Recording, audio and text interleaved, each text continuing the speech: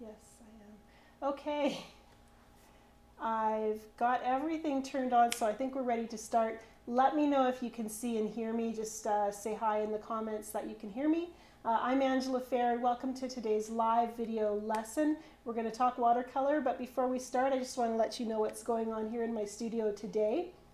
I have a local photographer, Samantha, here to interview me and to take some photos and see how I function here in my studio. So that's kind of fun. If you hear a little bit of noise in the background or a little clicking, that's Samantha with her camera. She's smart. She's a Nikon girl just like me. And before I start painting, I just want to talk about what's going to be happening here this summer. As you may already know, you say I'm loud and clear. Thank you, Gabriella. I feel like I'm talking more loudly than usual. And maybe that's because I have an audience behind me as well. Okay, before we get started, I want to talk about what we're doing this summer because, like I said, this is the last live lesson until this fall. But I don't want you to feel like I'm abandoning you. I'm really very excited because I've planned what I'm calling my Great Big Watercolor Summer Challenge. And so starting on July 5th, right after Independence Day, I'm going to kick off 2 months of painting challenges, a great big giveaway, and then weekly giveaways of great watercolor products. So I'm really looking forward to giving some good stuff away. They're going to be products that I use all the time here in my studio, new things that I'm trying. I've got some sponsors coming on board, and I'm not just doing this by myself. This is also in conjunction with World Watercolor Month. Last year, in 2016, was the very first World Watercolor Month. It's an official day, or month, I guess, and doodlewash.com kicked it off. Charlie O'Shields from Doodlewash started it, and I was very pleased last year to be one of the founding supporters. And last year, for every course that I sold in July, I donated $1 to the Dreaming Zebra Foundation, which provides young people with art supplies and gives them the tools to create on their own. And so I was able to donate, I think, $300 last year. I had some great viewers who chipped in and gave donations to Dreaming Zebra as well. So thank you for following my example there. And I'm doing it again this year. So I'll be talking a lot about World Watercolor Month and my Great Big Watercolor Summer Challenge over the next couple of weeks, and then you'll be just watch for a video explaining all of it again to launch, and I'll be sharing ways on how you can enter to win and win even more by participating in the weekly challenges. So that's coming starting in July. And we're going to switch the camera over. I'm very excited. I'm always excited because I just like to have fun here in the studio. But I'm excited today because I'm sharing kind of a light bulb moment. And what happens is, just excuse the clunking as I move over to my painting surface. What happens is any time that I think of a better way to explain my watercolor techniques and processes, I get really excited because I know it's going to help you paint better. And so last week I was thinking about painting and brush handling. I was thinking about my beginning painters who often have trouble with creating blooms when they're painting. And I thought of this great way to describe how much water they should have on their brushes. And I was so excited about it that I ran downstairs to tell my husband, who doesn't paint at all and absolutely didn't care. But I just had to tell somebody. So now I'm going to tell you, and I think you're probably going to appreciate it a lot more than my husband Wade did. So what I want to talk about is when we're painting and using our brushes to paint, when our paper is dry, we know we need a juicy brush. And so it's very easy for me to instruct a student to have a juicy brush, to make their brush nice and juicy with a mixture of water and paint. But as soon as, once that area is kind of full of paint here, and we're just going to make a nice blue sky, I guess. So we'll make some clouds up here.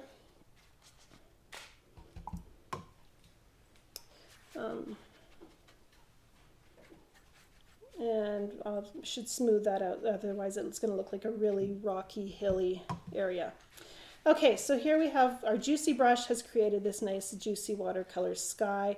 My clouds are in kind of a weird position. We're not going to worry about that because we're mostly focused on just talking about how we're handling the brush. So a juicy brush is great for applying a ton of pigment and water to your paper. But as this area of my painting has become juicy from my nice moist brush, my paper doesn't really need more moisture now. So if I start to add a fresh color, for example, I might rinse my brush. So now my brush is saturated with water. Might grab a new color and mix up a nice puddle in my palette. And then as I come over to add that new color, I have basically one of three options is going to happen. I'm going to either have a really moist brush. Let's get my brush really moist here. That's going to add new moisture, and you can see it pushing out as I add that new moisture onto my palette, onto my paper. So we have this moisture just moving everything out. If I add that fresh moisture with a juicy brush, as this painting starts to dry, you know it's going to create a bloom.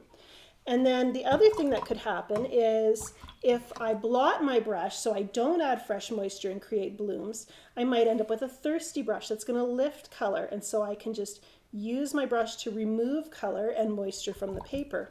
And every time I blot my brush, I give it that kind of sponge function where I'm lifting out color.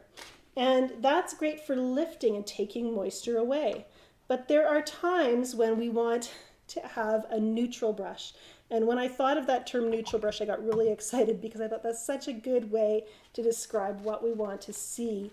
When we're at this stage where our paper's nicely saturated, we've got this lovely sheen of moisture across it. We want to continue adding new color. We want to move what we have around, but we don't want to make it so wet that we have giant puddles by having a juicy brush. We don't want to remove the color, so we want to look for a brush that is balanced. We want to have maybe a nice amount of pigment on our brush so we can add some new color, and I'm kind of enjoying adding this violet. And we want to see some movement there because we don't, if the color is not moving, you know it's not moist enough. And but we don't want to add so much water that we're creating blooms. So you want to look for the same amount of moisture on your brush as you have on your paper. And so I'm calling that a neutral brush because what happens then is instead of looking at your brush, you're looking at your brush and you're looking at your painting. How moist is my painting?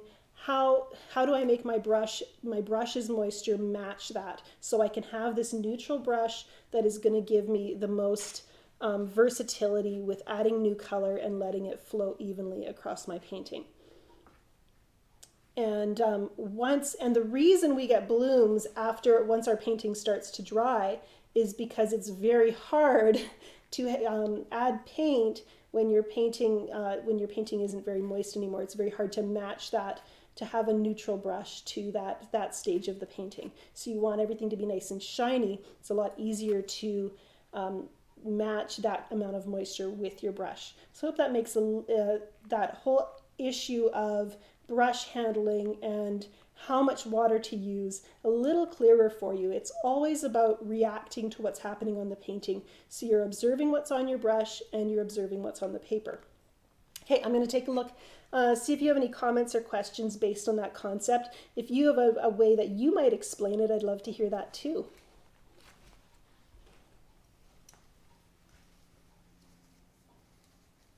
I love seeing you all checking in from all over the country, all over the world. I see a lot of Americans today. And I have to say hi to Jan from the Yukon up north of us here. Norway, Ontario, Michigan, Illinois, Ireland, hi Anne, Florida. I love it when you guys are neighbors of each other and you're from similar parts of the country. Welcome, Joy. I hear many of you speaking of heat waves. What is this heat wave you speak of? We are a little bit chilly and cloudy here today. Okay, so I have kind of explained the whole neutral brush issue. The other thing, there was something else I thought I'd tell you about, and I'm not sure. I think we have a little bit of time for it. I'm just trying to remember what it is. I do want to talk a little bit more about my watercolor summer challenge, so maybe I'll do that while I'm gathering my thoughts again. Notice again, I'm wiping the edge of my painting. That's not just because I like to have things that look tidy. In fact, if you looked at my studio, you might doubt that I actually like tidiness. But when I take my paper towel and wipe the edge of my masking tape around the edge of my painting, I'm removing excess moisture that could flow back into my painting and create blooms. So I'm looking for ways to kind of keep that even balance of moisture in my painting. One thing I also want to point out is here in my painting, I'm recycling paper. And I have a painting on the other side that was just kind of a mess and didn't turn into anything. And so when you're reusing paper, often it's going to buckle a little bit more because it's already been painted on once on the other side.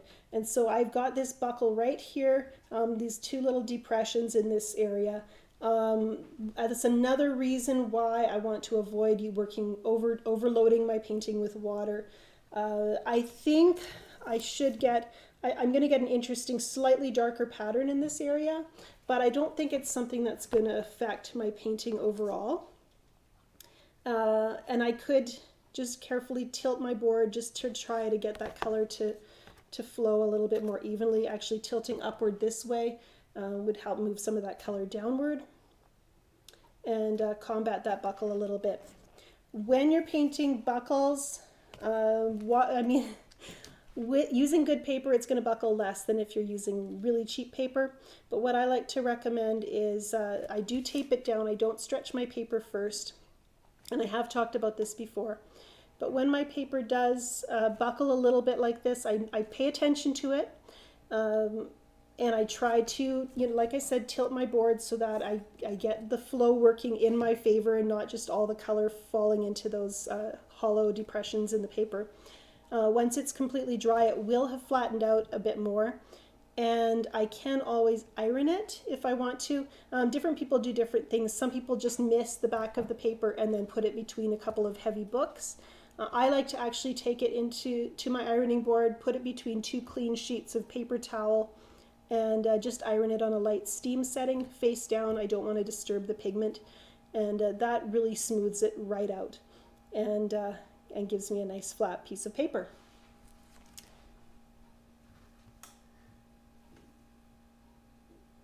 I love it when you guys are trying to guess and to see things in the painting. Starting with the first layer like this, it's always so open to possibility. You can find all kinds of things in a nice loose wash, which is really fun to see. Regarding my brush, let me see here. NK Nana asks, did you blot your brush before you picked up your purple paint? Often what I'll do, and I'm just going to pull it here, we're looking at that idea of keeping brush neutrality. So having an even amount, having the same amount of moisture on your brush as you do on your paper. I'm at that stage right now in my painting where I actually don't think I could effectively do that. In here, it's got that consistency of wet paper towel or damp paper towel where it's damp, but it's not shiny. So anything I tried to add to it now would bloom. I could not have my brush dry as the paper and still have it moist enough to add pigment to the painting. So I'd be pushing in new moisture and creating blooms. So what I do is when I'm at that moisture stage, I rinse my brush, usually I blot a drop off with the edge of my container here so that my brush is saturated but not dripping. And then I go in to grab my fresh color. And sometimes when you're stirring your color up in your palette, your brush might still feel a little bit dry, and I might even just grab a tiny little bead of water with that fresh paint before I went into my painting. So it's all in paying attention to how does my brush feel, and is it approximately equal to the amount of moisture on my paper. If I want an even flow of color, that's what I'm looking for. So hopefully that clears it up. I'm just really paying attention to what's happening on my paper. I've done this so many times that it feels instinctive, but it really just comes down to paying that attention and understanding that the balance of water in your brush is going to affect what the pigment does, what happens when you touch your brush to the paper. So I hope that makes it nice and clear. As always, I have a supply list down below the video description. And if you're not on my mailing list, I really encourage you to sign up, especially because I'll be sending out news on my summer challenge and the Great Big Grand Prize giveaway, World Watercolor Month, and all the things that are going on along with that. I also am working on a brand new sky course, and I just can't help myself. I'm going to show you a sneak preview of one of the images from the skies course. This is my Northern Lights tutorial that will be coming out in my Watercolor Skies clinic, which should be launched the end of this month. I'm very close to getting it ready to go. So watch for information on how you can pre-enroll for that in a week or so. Okay, I'm going to look at your chat one more time and see if there's any questions I can field before we wrap this up.